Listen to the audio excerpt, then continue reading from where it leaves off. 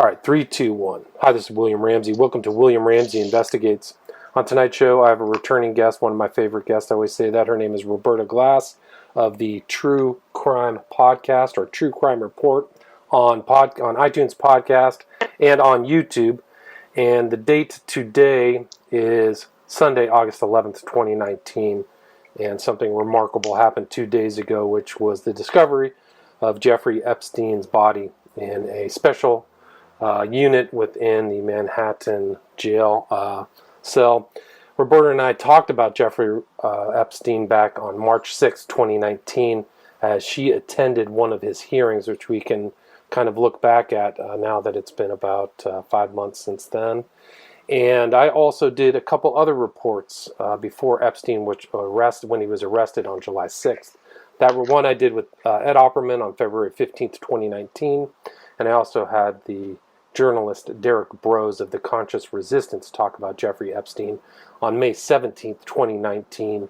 And Derek has done some excellent journalism, some first-person journalism into the Epstein case. And he's still doing work over there, so I suggest people check that out. But today we're going to talk about this incredible occurrence. So, Roberta, are you there? Yeah, how did you hear about Jeffrey Epstein's death? You sent me the messenger text. I was just sitting around. I'm like, why do I have all these messages? And I opened it up, and that was it. How did you find out? Yeah, my boyfriend yelled it out, and I was just devastated. Really, I was surprised at how upset I was about it because I really wanted him to see justice. And from sitting in the NXIVM trials and watching the women testify against Raniere and seeing the power that they got from it, and seeing that in action, and knowing that these victims would never have that opportunity, it was really, really devastating. Yeah, it's a shame. I mean, he really skirted out, assuming that he's dead. I mean, there's so much, the facts that they're talking about are not clear at all. Actually, I was looking over them, particularly when he was attacked on July 24th, which is either a suicide attempt or an attack, which is not clarified, at least by the jail. And then even with his death on Friday, was it August 9th, that it's very unclear what their statement is. He was found unconscious. Well, was he hanging from a rope? What happened? What are the exact facts? There's actually fact-free statements from this whole thing that happened 2 days ago, which is very unnerving for me. It's pretty shocking, especially considering that he was probably the most well-known at this time, considering all of the information that's going out through all these, the top media channels about Epstein. He was probably the most known person in jail in the U.S. at the time of his death. Yeah, that was my friend's point because, and you've been following this for years, but just recently it's really picked up. The public interest has really picked up tremendously. Yes. And of course, like the press interest. But for a while, it was just like you and Ed Opperman and Pierce Redmond. And I'm sure I'm missing a few other people Derek who were really Brose following. Was one. And but really, I mean, I think Opperman was really first on it. I really can't say that I didn't start. I started really getting into Epstein at the beginning of the year, but I think there's that one piece in Vanity Fair, right? And then when I think really I became more interested once the Miami Herald really published all those articles, because they did a fantastic job. Julie Brown and that 3-part series really brought it to the public attention. So that's kind of where I started. But I think Derek was doing stuff talking about some of these defamation cases 2017, I think. Wow. Really on the ball. So, but now it's just everywhere, right? There's a New Yorker piece about Alan Dershowitz, Devil's Advocate. There's just everybody's writing, trying to figure out where these people are. I mean, very interesting. And, I'm, of course, very I'm going to take a very conservative stance on the Jeffrey Epstein suicide thing because I live in New York. MCC, we have Rikers Island, MCC, and then we have MDC in Brooklyn. And they're all terrible. The conditions are terrible in New York City prisons. One the New York Times had likened MCC to Guantanamo Bay. Wow. Another leaker for WikiLeaks, Joshua Schultz, had said that North Korea had better conditions. Wow. So even if Jeffrey Epstein was not on suicide watch, and he was the star inmate, I can imagine his care being falling through the cracks. So even right, and it wasn't clear he was on suicide watch and then taken off. I think there's conflicting reports about whether he's on, but if he was on suicide watch, there would be a videotape of him for 24 hours. So if this actually happened, there would be videotape. I think I read somewhere that videotape wasn't working now, which is very sketchy. So it's just it's not It sounds conclusive. Very sketchy, but, at the same time, I'm sorry. Yeah, I can imagine all the videotapes not working in MCC, being terrible. You know what I mean? So it's like I go back and forth. I can imagine it being conspiratorial. I can imagine them taking out a videotape and having someone off him. I'm sure. I just am surprised with the timing, right? Comes right on the heels of the Maxwell, Virginia Roberts Giuffre, document dump. How do you pronounce her last name? Giuffre? I don't know. Giuffre, I think. I don't know. Yeah, but all those documents coming out that implicated Senator Richardson. Who else? It was like a huge list of powerful There was men. A hedge fund manager worth $2 billion. There was Minsky, who was an intellectual. So she saw some definitely up close circumstances with Epstein with these. Really, I don't think that you can even say that he was specific to just politicians. He was really cutting across any kind of luminary in any field, in my opinion. Yeah. So, and I think that, have you heard also that he's was Arkancided, or that the Clintons had killed Epstein? Have you heard that? Well, didn't Trump himself tweet that? Yes, sir. Right. Yeah. So why is he tweeting that? How does he know that?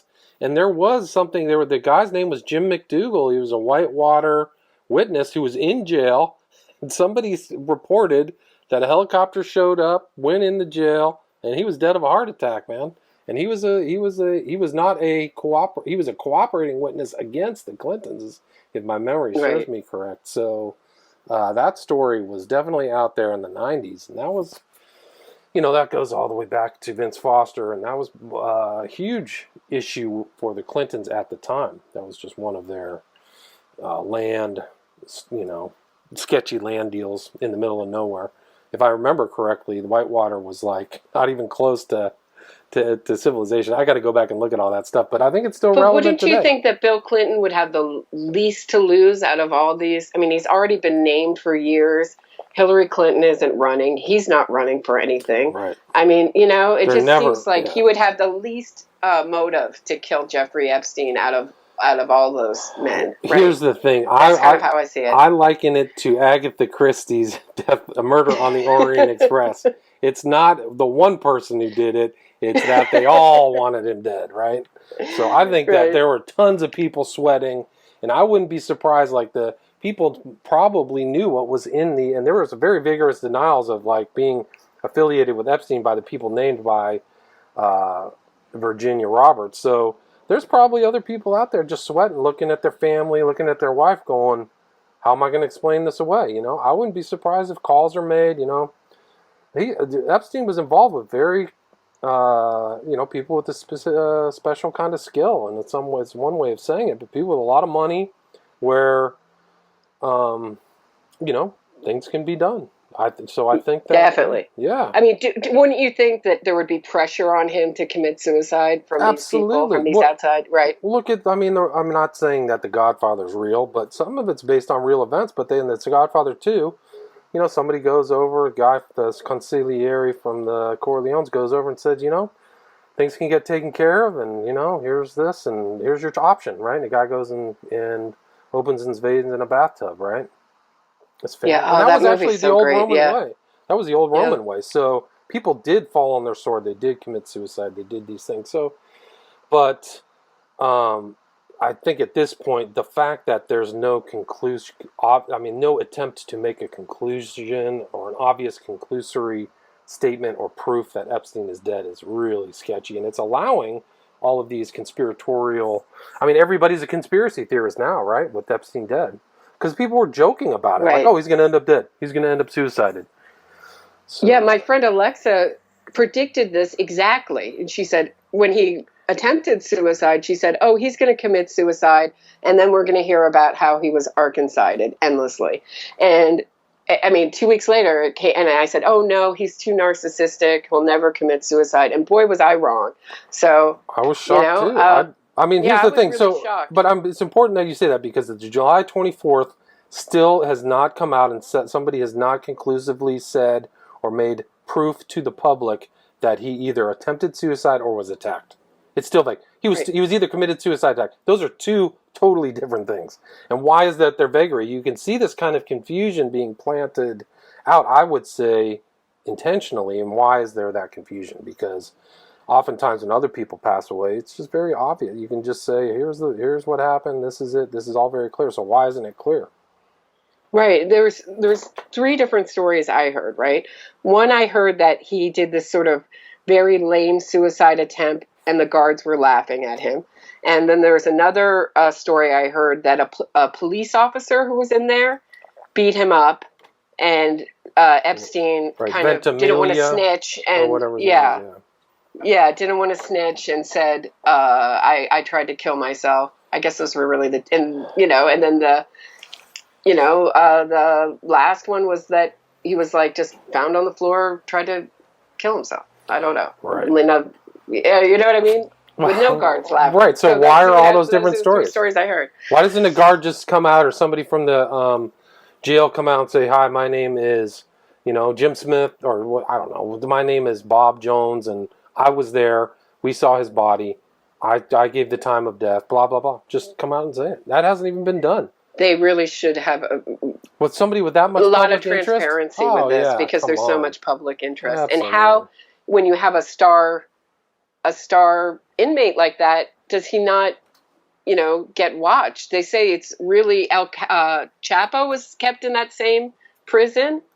Right. He made it through, but Epstein can't. Right. Excellent point. So Chapo got switched out to like a supermax in Colorado. But, after being sentencing, but he was in right. He was in MCC, and when I would go to the NXIVM trials, William Ramsey, there was so much security just for El Chapo. There would be like police officers on horses, police officers surrounding the building. Wow. You had to walk a different way around it. It was crazy. So they made sure he kept safe, but not Epstein somehow. Yeah, Chapo has tons of enemies, right? Tons of enemies, tons of people who probably, wouldn't mind if he wasn't around. It was crazy. I mean, it was really, police state type, like the whole block. It's, whole block was. So what's your position on what really happened? I don't have enough information yet, but I know how bad, I keep saying that, but I know how bad prisons are in New York. I can't imagine he would kill himself, but I didn't know him. I didn't know what his mental state was.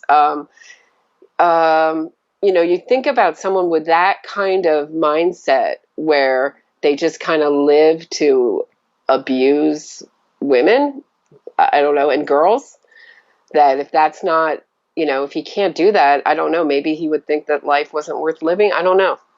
I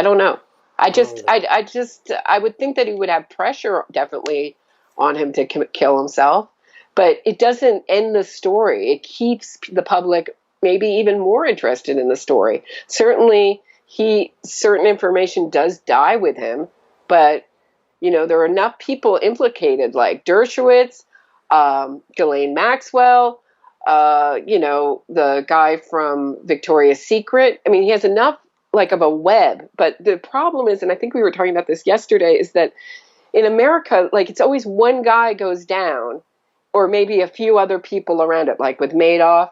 Right. And then the whole sort of system that kept it running never changes or never sort of nothing ever Right. happens to it. So it just another person will kind of replace them, and it will, this kind of goes on and on, right? Right. So what about this whole the people that enabled the whole thing, Ghislaine Maxwell and some of these others? What do you think is going to happen to them? Where is Ghislaine, by the way? She has enough money, you would think, if like to sort of hide out in a non-extraditing country, right? Would you think? Right. That's what I would do if I were she. Where do you think she is? Right. She's probably somewhere like Brazil or China or something, right? I would think so, but I know that was just so surprising, the public interest all of a sudden in this. Yeah. And also, I read at least a headline about Epstein possibly being a spy. Right. And my brother, who's not conspiratorial at all, kind of agrees with me and thinks that he was probably in the blackmail business, Right, which is another reason why people would want him dead, right? And I think we kind of chatted about that, is that they think that he's this fun-loving international party guy who also has a lot of women around, and, he's known, but then they find out, he had video, and we know that he was debriefing the women. They know, if you look at the Miami Herald discussions, they videotaped interviews with the victims. They interviewed Virginia Roberts, and part of her story, which seems to have been shaped away, is that she was involved in trafficking. She was involved in taking these young girls and she was felt guilty about it. Like, one of the things that she said, I don't remember verbatim, but she said, I feel so bad that I was involved in it and that I was putting more women into this lifestyle, right? Uh-huh. So this whole thing is like, there's a lot of pissed off, angry people who figure out, they didn't know that this was going to come. They were being blackmailed, and then they find out, he's running a blackmail operation. So there's a lot of angry people. It's interesting too, because Prince Andrew was like one of the main people they say was involved in a lot of this stuff, and they just pictured him yesterday with the Queen Mother, like out in public. And it's right after Jeffrey Epstein goes down. It's interesting timing. And unlike Dershowitz, there's a picture with Virginia Roberts and Prince Andrew together. Right. Right. So it's a little harder for him to deny it than other people. To call her a fantasist or whatever, Alan Dershowitz. And did you read the New Yorker article about Alan Dershowitz? I scanned it. That title was Alan Dershowitz, Devil's Advocate. Did you read it? I read it, some of it, but I have to go back and reread it because I don't feel like I fully absorbed it to the level that I want to. I really was just, looking for sort of new information, and I knew a lot of the things in it, Mm-hmm. how he went after victims, and he's a horrible human being. It's surprising that he even is allowed on the television that they're allowing him to tell his side of the story, right? I can't believe Fox News is still using him. Yeah, it's incredible. There have been smaller scandals where they won't, they'll excommunicate people, but he's on there as a legal expert. Yeah, it's very strange. Did you hear something that he was something happened about him in Harvard? Did you hear a story that he was like censured? He's retiring. Okay, so that was it. So he asked for retirement. That's probably a smart move by him because it would probably forestall any investigation. Yeah. And, and I had done just a small little episode about his, back when he was representing Klaus von Bülow, mm-hmm. There was this issue around this affidavit of a young kind of male hustler who said, I delivered drugs to Sonny von Bülow for her son, like a black bag. The idea of the affidavit was to say that the black bag where the needle with the insulin was really Sonny's or her son's. Do you know what I'm saying? Uh-huh. Yes. Understand what I'm saying? Yes. So this guy, David Marriott, was the name of the guy who was like this young hustler guy who said, and then he withdrew his affidavit. But in support of his affidavit was also this priest, okay, Magdalene. And then who said, Yes, I know because I counseled David Marriott, the hustler. He was one of my, spiritual counselings. But it turned out that this priest stole from his parish, abused boys for years, eventually died of AIDS, and got indicted for perjury for this affidavit. Wow. So it's like, this is not like Epstein wasn't the first child abuser who was around Dershowitz. And so it's just very interesting that this affidavit that was, one guy withdraws it, the other guy, they never went through, fully, they kind of withdrew the indictment, but still with they didn't further charge him. Whatever, Right. Because the public outcry, they thought he was the greatest priest in the world, this guy at that time, Philip Anthony Magdalene. They thought he was great. But many of his victims have come out and talked about his abuse. So it's very interesting, like, how did they say that maybe Klaus von Bülow met David Marriott at a bus station, but how did this get into Dershowitz's orbit is what I'm asking. Yeah, curious. Well, Dershowitz claims that he got into Epstein's orbit by Lynn DeForester Rothschild, which is interesting because that's a tie-in to the whole Pizzagate investigation, which some people have tried to debunk. But I find that interesting. You might find that people might find that there might be an overlap between Epstein and Alefantis and some of these other characters. Interesting. Yeah. Yeah, I just never felt like enough information really came out about Pizzagate to satisfy me. But that's it's one interesting. That's one of the problems is there was never a formal investigation. It was just a bunch of people online. But Alefantis' Instagram pictures were astonishing. They just were incredible. There's so many things that led to other things. There's tons of pedo symbolism. Even the Comet Ping Pong itself is totally. The ping pong table is like not a positive symbol. It goes back to Lolita. So there's all kinds of sketchy stuff. Alefantis had restaurants in the Europe and in Germany. He was transferring art around. Who was his live-in partner, boyfriend? It was the guy from Media I thought the most interesting connection. It was Brock. It was David Brock, and there was a picture of. In his Instagram, there's a picture of David Brock giving a speech on a set of stairs, and there's Lynn Forster de Rothschild sitting under the staircase, right there. So, and she's got the money. She's actually was independent. Lynn Forster, before she married into the Rothschild family, is a very interesting, very talented, powerful woman. She had bought a bunch of cell phone contracts. She saw that when she was practicing law that they were going to be worth a lot, and sure enough, she made pretty penny. So she was independently wealthy. She didn't marry into the Rothschilds and as some kind of person in penury by any chance, any stretch of the imagination. But it's interesting you're seeing these people in the same social circles. Epstein. Right. Rothschild. It's very interesting also that Epstein was interested in like transhumanism. Right. He gave to the Innocence Project 50,000. So of the did you see the list of charities he gave to? And he wanted to have a baby farm. So he wanted to just get like 20 women to his, was it in New Mexico? New Mexico ranch, yes. Yeah, ranch, and just produce babies with, that were, with his sperm. Like he had such great, genes or something. It was like eugenics. It was really creepy, but it reminded me of that doctor from Brazil, John of God, Yao of God, who the whistleblower now killed herself.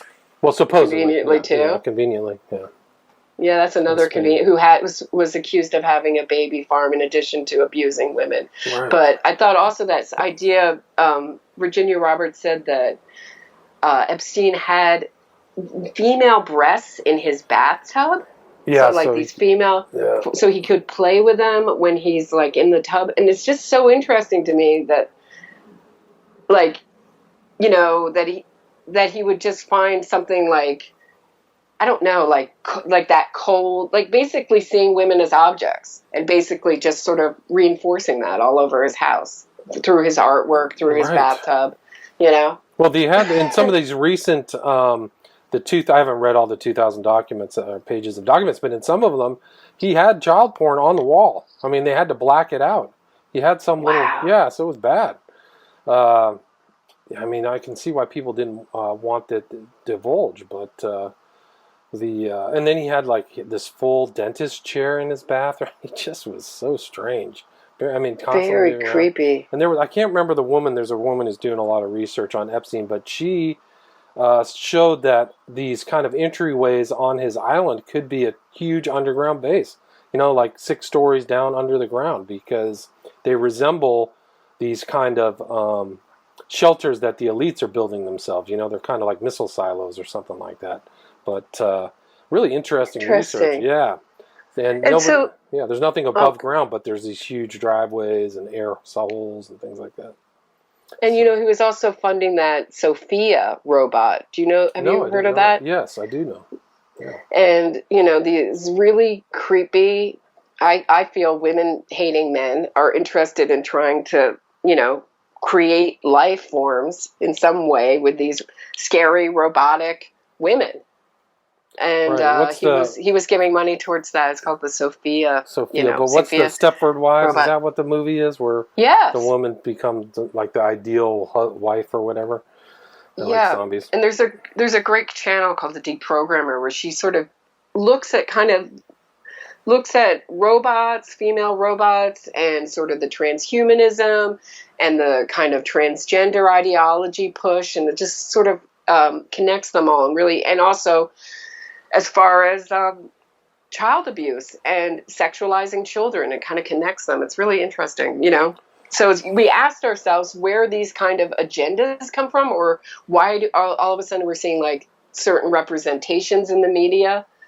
And you wonder if people like Jeffrey Epstein are kind of funding this kind of thing. Well, good point. I mean, that's an excellent point, because you don't know where the money's coming from. I know a lot of these guys on the alt-right, this kind of new... At Office Depot Office Max, we're here to help you work from home, an office, or even a coffee shop. Shop laptops, notebooks, ergonomic chairs, desks, and more. Although your local store at Hawthorne and 190th Street has closed, you can shop at our store at Rosecrans Avenue and Redondo Avenue. Or shop 24/7 at OfficeDepot.com, and we'll have your order ready in-store or curbside in just 20 minutes. Find everything you need to end the year strong at Office Depot Office Max. Alt-right people, they're getting massive funding. People have researched. Laura Loomer was getting $7,000 a month from one person. At least that's the alleged. So she was getting funded to do her stuff. So all the stuff against Pelosi with the immigrants, it's all being subsidized. It's not independent. And I can't remember, it was a researcher who was looking at Steve Outram has been doing a lot of Epstein research, Outtrim. So there's guys who are tracking stuff down on other stuff. They're just great researchers. Big Fish, who's on Ed Opperman, is also looking into Epstein. But so a lot of these guys, and maybe Cernovich is being subsidized too. How much? He said that he raised $30,000 to do this joinder suit for Ghislaine Maxwell. But, you know, he might have had other subsidies. He might be getting paid from somebody else. You don't really know. So that was so interesting that, you know, that Cernovich is kind of like, what would you describe him, a double actor? Well, he's a lot like Dershowitz, because in my opinion, it seems like their public statements are different than their in-court statements. So what's happening in court is not the same as their public statements, in my opinion. But I would say that some people have looked into it. Lee Stranahan, who's kind of on the right, he was friends with Breitbart. He was actually friends with the original kind of new right people, one of the new right people. I think Stranahan comes from the left, actually. Interesting. I don't really know that much about him. But we were in contact because he kind of keyed in that Cernovich was playing a double game.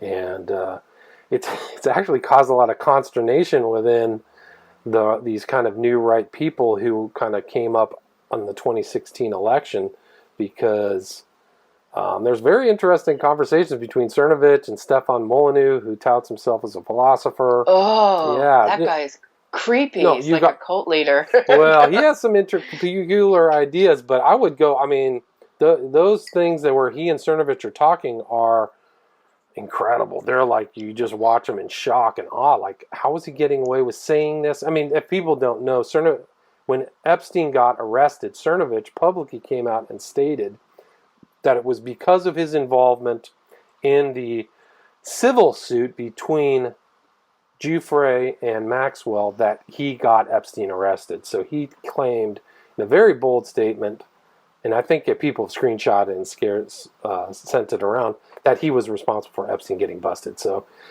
people were like, well, the documents weren't released yet, and this is a civil suit, so I don't really know what's going on. Usually those arrests don't take place. People have to do groundwork to have probable cause to investigate and arrest people. So it's silly for him to say that, and it seems like his followers really just drank the Kool-Aid with that. If you go look at some of his statements, oh, Mike, you're so great. I'm just like, oh my gosh, this is terrifying that people believe that. And I think Stefan Molyneux believed that, which is equally terrifying because he's like, suppose I just don't know. He's supposedly a philosopher. So anyway, yeah, so for people who don't know, very interesting developments in that. And there's pictures of Cernovich and Dershowitz together. They were in a documentary together. But anyway, so. Yeah, I know that's like, you've really followed that whole side of the Well, I actually read the documents. I read the Castle, who is a big time power lawyer, wrote this kind of opposition to motion to intervene and put in all kinds of information about Cernovich, and reading these court documents is essential. So anyway.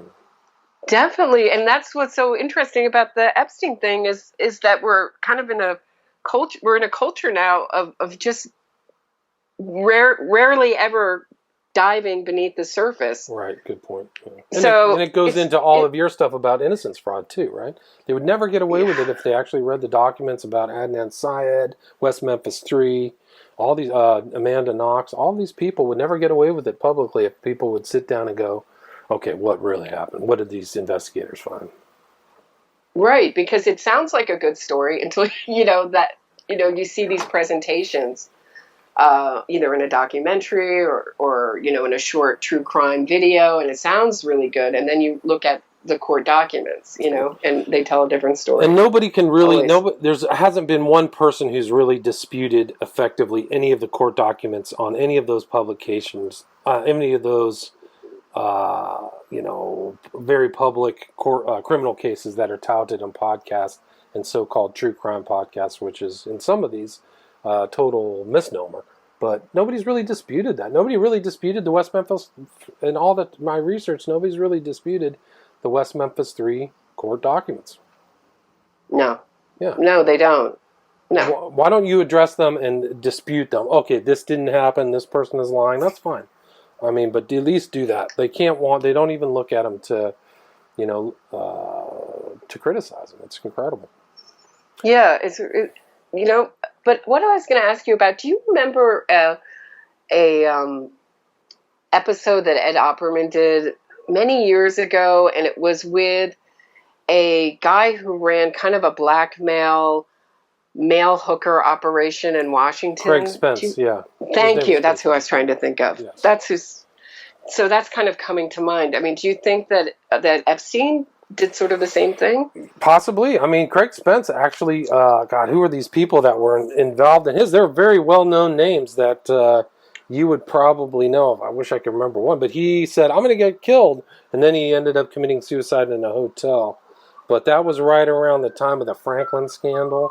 Late 80s maybe is probably that time. And he was involved, and there were safe houses with two-way mirrors. And, so that is something similar. If you get involved in these blackmails, and the people who get blackmailed don't like it, nobody who gets blackmailed likes it, so why is it a surprise that somebody ends, up dead, really? Yeah, I was just thinking about that, and I think there was actually another guy who went to jail for it and wrote a book about it. It was kind of similar operation connected with Craig Spence. Do you remember what I'm talking about? I'd have to. I'll find it after. The guy who was involved was Ted Koppel. Ted Koppel was one of Spence's alleged victims. That's total was Ted Koppel. So you still see him around. I saw him, talking with Hannity and just giving Hannity a hard time. This guy was involved in Craig Spence, at least according to the research that's out there. Ted Koppel was one of the. And do you think that Epstein might be like a spy for the CIA type thing, or like It's if hard the to CIA say. needed underage girls, that would be where they would go, or to blackmail someone, or to He could have potentially been like a triple agent. Who knows? I mean, Can you talk about Maxwell's background? Right. So, well, Robert Maxwell is the father of Ghislaine Maxwell. He was known as Israel's super spy. He was there's actually a really good documentary, but he was actually a Mossad and MI6 agent. So MI6 financed Robert Maxwell's entry into like an intellectual. It's interesting because a lot of the Maxwell papers are around, and somebody was asking Prescott Bush whether Robert Maxwell was legit. There's actually a note from some guy, and Maxwell started Pergamon Press, which is an interesting, and that's what he took the MI6 money for to start it. But Pergamon is the place where Satan sits in the Book of Revelation, and there was a Christian martyr was killed there, and that Pergamon was in Berlin, and the Nazis modeled one of their rally places like this Temple of Pergamon. So there's this crazy tie with that. But anyway, there's a really good documentary, the name of which I can't remember, but there was a kind of a famous researcher who wrote this book, Israel's Super Spy, Martin Dillon, and I can't remember the other author, but Robert Maxwell was a very well connected kind of and he was involved in financial shenanigans. He actually at one point engaged in financial shenanigans and then was banned from owning or being involved in a public corporation, then got back and said he was honest, and then he was a competitor of Rupert Murdoch's for a while, and they bought opposing papers. And then in time, Robert Maxwell, it wasn't his real name. He was actually like, his real name was like Blue. He was from Czech. He was of Jewish extraction from Czechoslovakia. But he eventually looted their pension fund. So all the employees there who were supposedly going to have a pension had it looted by Robert Maxwell, who lived high on the hog and had champagne lunches and had a big old boat, which at one time was owned by Donald Trump. And the connection, my understanding, according to some recent research, is that Ghislaine's attachment to Epstein was because Epstein met Robert Maxwell and was friends with Robert Maxwell in the very early days, which I find very interesting. So Robert Maxwell, supposedly, he was in the Canary Islands, which are located off the northwest corner of Africa, on his boat, and supposedly fell into the water and died. Although some people have speculated that he said some inappropriate things, and there was an operation, and he ended up dead. So that's really her. Ghislaine Maxwell has a pedigree of intelligence, no doubt. And there's actually more stories coming. I mean, there's tons of Epstein stories that are coming out. There's all kinds of connections. Crazy Days and Nights is saying a lot of stuff about Epstein right now and who he was, other names that are pretty shocking. But yeah, Ghislaine Maxwell had some like love affair with George Clooney of all things, so she's connected to the A-list people. And yeah, those were in the most recent 2,000-page documents is her connection. So she's around in these higher end, elite type of soirees, no question. So do you believe that New York will go forward with this lawsuit against the state and just change it from Epstein to Epstein's estate? Well, it's a criminal case, so there's no person who's criminally defended. Whether they find and want to criminally charge somebody else who is associated with it, I think that you could easily apply a racketeering influence corrupt organization to the Epstein operation, because there's so many other people involved who had to have known that he was involved in this stuff, kids being trafficked internationally. So whether these people whether the Southern District of New York continues, they say they have an open investigation. I've heard conflicting things. So whether other people get arrested with information, whether some of these other girls, I know that other unknown victims are coming forward, so we'll see. I can't speculate whether, it's a very dicey political situation, so I don't know what'll happen. I was surprised when Epstein got arrested, so I didn't anticipate How many that. victims are there? Are there like Hundreds. a couple thousand? I don't or know. A couple hundred? A couple tens of thousands? It's hard to even, tell, right? Right, and I mean, there's other stories that there are girls of Mexican ancestry being brought up into New Mexico, so those are a whole nother pool of victims that are outside of, these other high school girls that are being abused in Florida. And then there's this other girl who came forward who has a civil suit, and you can read the civil suit against Epstein, and she was from a high school in New York City. So why are they drawing this many girls? For what purpose? To what end, right? I mean, it's at least 100, I think. I think that Brad Edwards said it was at least 100. So they're talking in large numbers of known victims. So this is just the thing I want to know is how Epstein got the job at Dalton, right, which is really prestigious, William Ramsey, really prestigious school without a college education. How did he do that? Very odd. You have to have everything good around him is so weird. Yeah, and that, I mean, the man that he lives in one of the biggest houses. Is it the biggest house in Manhattan? That 7th Avenue house that was owned by Les Wexner is the biggest mansion, and people are saying that thing was wired with all kinds of cameras and all kinds of stuff was going on there too. So it's just a big old. It's one of the great scandals of American history. I think that the Epstein case will go down as one of the most incredible because it involves so many known figures, at least in a central part or in a secondary or tertiary part. All of these celebrities and intellectuals. There are people on Joe Rogan's podcast, Pinter and Krause, who were associated with Epstein. There's all these people around that are probably just ducking and hiding and hope their name doesn't pop up. It's probably my guess. What happens to his money? Do you know? Well, that's great. That's a great question. So he has $500 million. I suspect it'll go to legally, if he did not have a will, which nobody really knows, if it's intestate, according to the laws of his main primary residence, probably either New York or Florida. Most of the state laws are fairly similar. It goes to a closest family member. So if both of his parents have passed away, it would go to his brother, Mark, who's also supposedly involved in some sketchy stuff, according to Crazy Days and Nights. So it would go to, and I don't think he had children, so it would go to his brother. I don't know. That'd be interesting to know if he had test tube, if he ever tested this, theory out, had any test tube babies or any weird stuff like that. Well, you never know. But if he had that much right? money, he said that he wanted to cryogenically freeze his penis and his brain, right? Or his head. So he was into cryogenics as well.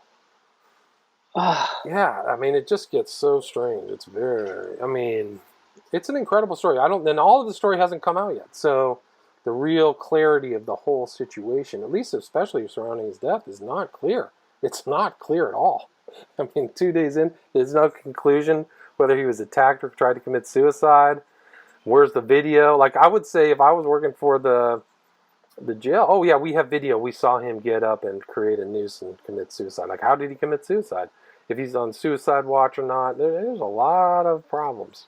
Right, and if you had that much money, you could probably get anything snuck in, into that prison that you wanted. Well, isn't that the way it works too? I mean, aren't the guys, supposedly some of these prison guards are corrupt and people can be paid off and all kinds Definitely. of stuff. Yeah. They definitely are corrupt, Yeah, what's the number? I don't know. It's total speculation.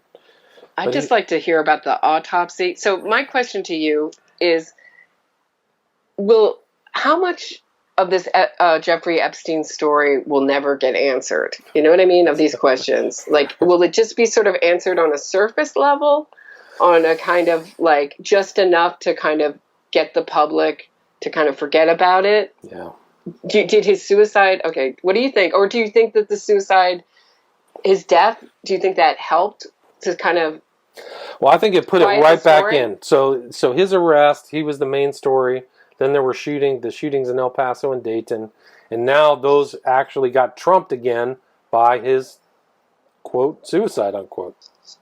So it'll be interesting. I think the American public really wants to know how deep this goes, and it's such a serious problem, and it goes to the heart of your political, economic, and cultural system. If there's these corrupt people, if it's not just Epstein, if there's other people also blackmailing people want to know. They don't want to know why some things happen and some things don't. So it'll be interesting to see. I think we had talked in one of our earlier talks about how Ben Sasse, what was he? He was the senator from Nebraska, asked Bill Barr to look in, and now Ben Sasse is still writing in after the death of Epstein that he's outraged that it happened. So there's definitely people who want to get to the truth.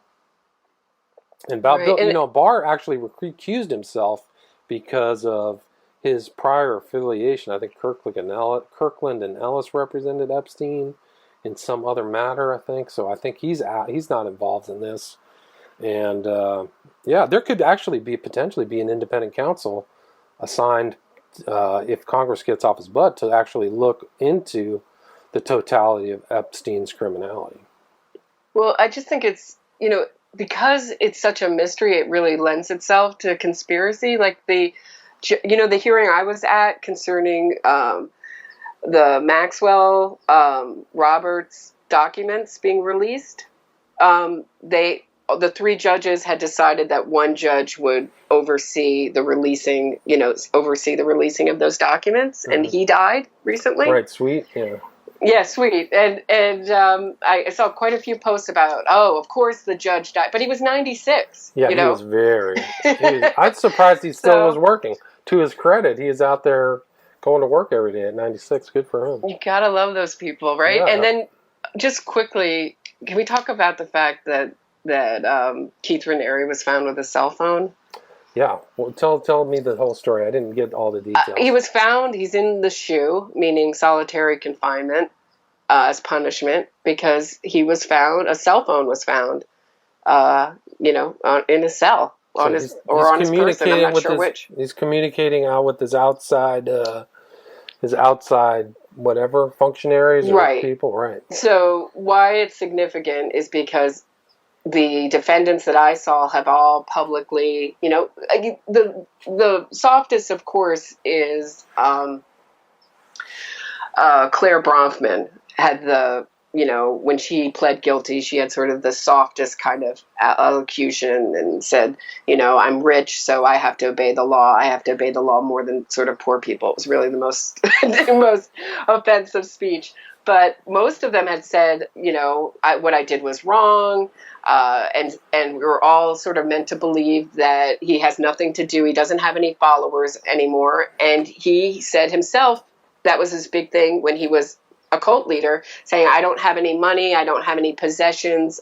He had a special word for it. Like, I'm just a thinker. There's a special word for it. I have it in my notes, that he told his followers, I'm just a, thinker with no possessions, no money, whatever. So the fact that he's found with a cell phone means that NXIVM may still go on in some, besides what we know with the Rainbow Cultural Gardens, it may still be going on in some form. Right. So he's including Claire Bronfman possibly being, keeping it going in this area. Right. So he's like a mob boss in the jail, still making commands or, telling people what to do. I mean, it's pretty shocking that they couldn't find that his cell phone was pinging inside the jail too, which is pretty shabby. I would wonder how much contact that he had through the use of that cell phone, but I don't know. That's incredible. Really incredible. He was saying, Claire Bronfman, he's telling his fellow inmates that bitch, she abandoned me, but that was probably maybe for show during the trial. And now someone's supporting him. Yeah, I don't know who. Amazing. I can't, I don't know how. It's interesting. Well, how would you get a cell phone in? You're paying somebody a guard to bribe somebody? Yeah. I wonder how that works. How much it costs to get these things in. I bet all of the inmates know, how much to get drugs in, how much to get cell phone, how much to get a book, how much to get this stuff. I don't know. Yeah. Definitely. It's, I said, I was really torn because, in one way, when you watch a trial like Keith Raniere's, you really want him to be punished and have no luxuries in prison and have the worst prison experience in the world. But when something like Epstein happens, and whether, on purpose or not, the conditions are terrible. He should have, been kept safe. So you kind of go back and forth, like, you want a certain level of competency in your prisons. No doubt. I mean, I think that they're probably... I can't say it's totally incompetence that caused his death. I don't know, but, I know that it's terrible, terrible conditions in New York City we have here. Overcrowding. Yeah, rats, I'm sure you'll mice. see some commission or something on the death of Epstein and how he got away with it and what's really happening. Something like happened after the Central Park Five, something like that probably will happen. Like, this is outrageous. We should have got him to trial. And that's really one of the big losses, is that all the investigation stuff all the evidence is not brought out and memorialized and accessible. So we don't really know the totality of what these prosecutors have amassed. And we might not know. I don't know. I don't know what will happen to all the Epstein files that they did their own independent research. So that would be unfortunate if that's lost. I don't know what will happen to them. Yeah, that would really be unfortunate. So do you think that Maxwell is going to be indicted?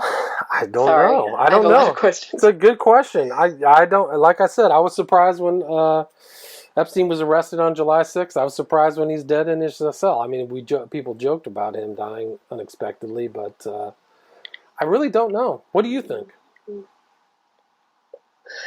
I think it's very possible because I think the public is demand. We like to think that our legal system is in a bubble, but there's really a lot of public pressure for these people to be punished, right? Yeah, I totally agree.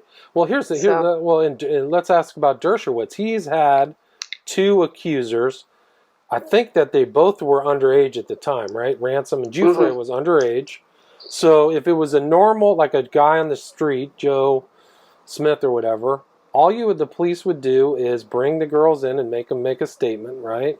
And just say, okay, so then figure out that if there was a law that was broken, which is statutory rape, right? And then they would arrest that person. So what's going on with Dershowitz?